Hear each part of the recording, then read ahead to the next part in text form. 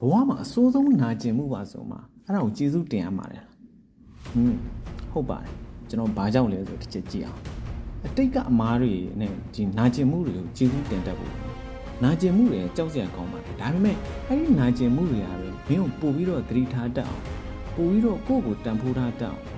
ပို့ပြီးကြန့်ခံအောင်ဒါသူကတင်ပြီးခဲ့တာအမားလုံးပြီးလို့နာကျင်ရတာ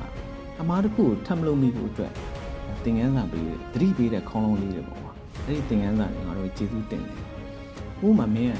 ကြီးစားနဲ့လမ်းခွဲတယ်ကွာအဲ့ဒီအတွက်မင်းအသေးတွေကြီးကျယ်ခွဲမင်းရမ်းခံစားခဲ့ရပြီဘဝမှာဘာမှအတိတ်တွေမရှိဘူးလို့ထင်ခဲ့ဘူးအဲ့ဒီနာကျင်မှုတွေက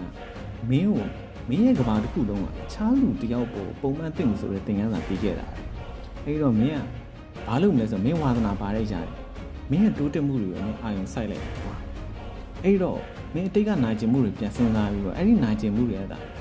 မင်းကိုကိုချစ်တောင်းအပြင်ကအချစ်ကိုမမျော်လင့်တောင်းတာသင်ပေးခဲ့တာပဲ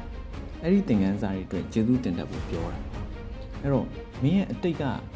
နာကျင်မှုကနေပြီးတော့အကောင်းဆုံးသင်ခန်းစာဘာတွေရခဲ့လဲအဲ့ဒီသင်ခန်းစာကိုမျှဝေပေးခဲ့လို့ရပါတယ်